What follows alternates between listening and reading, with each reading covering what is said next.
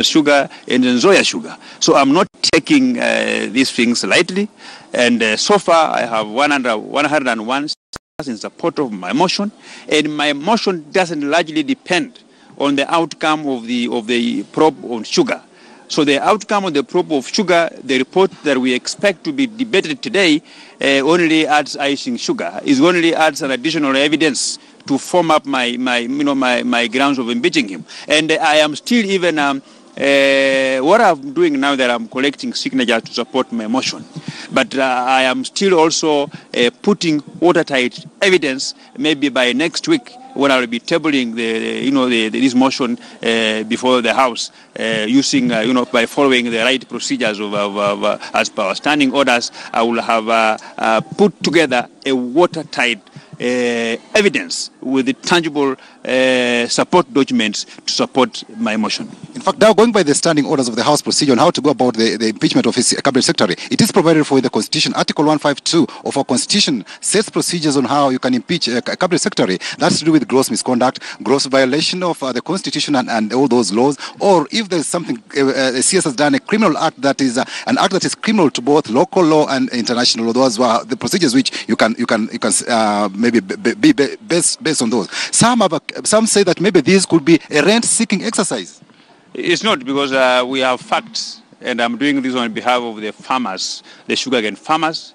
I'm doing this on behalf of Kenyan people who have developed health complications because of consuming this sugar that has come into this country and with of mercury and copper. I'm doing this on behalf of the people of Western Kenya who largely relies on the sugar economy to earn a living. That economy has collapsed because of one Henry Rotich who is in charge of Treasury.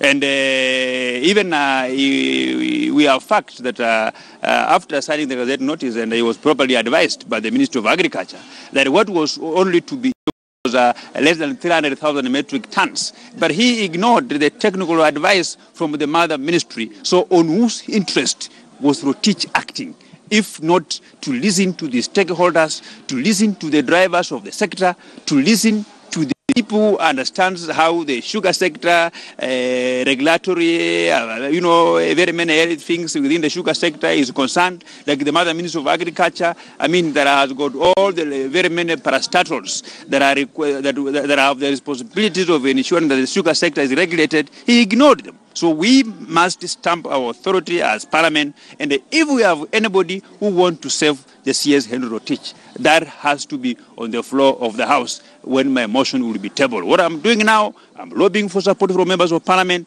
I'm collecting signatures from members of Parliament, and by the time that the motion will be tabled on the House, it will get overwhelming support to move forward. So I've said, even you yourself, I've shown you the numbers of the list of the people who have signed, who appears on my top page. We have senior members of Parliament who holds senior positions in the House. So this is not, we are not playing games. We are not playing with the psychology of Kenyans. And I can only warn that those people who are fond of rushing to the targeted civil servants to collect money, promising them that will assist them to kill this motion that is against them by compromising it along the corridors. I'm telling them they only have one avenue to do so, on the floor of the House, in the full glare of the cameras and before the watchful eye of Kenyans. But I want also to tell you that I have received very many messages of support from even Kenyans themselves. And I will want to ask the Kenyans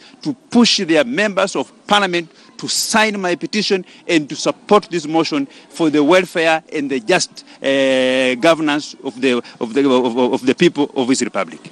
Thank you so much. That is a Kimilili Member of Parliament, Didmas Barasa, just trying to share with us some of these the concerns and what informs him to have the CS National Treasury, Henry Rotich, impeached, and he says he's going to follow procedure because there is procedure on how you can go about impeaching a member of Parliament. So far from the 110 signatures, he tells us that he's been able to collect now, at least that now meets a threshold for him to come up with a notice of motion, because according to the standing orders, for one to have a notice of motion,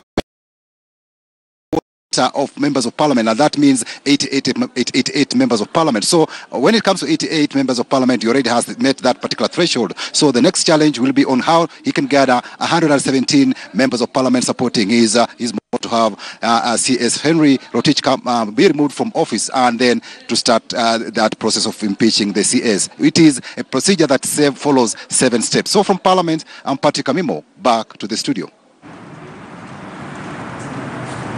Let's see whether or not Treasury Cabinet Secretary Henry Rotich will survive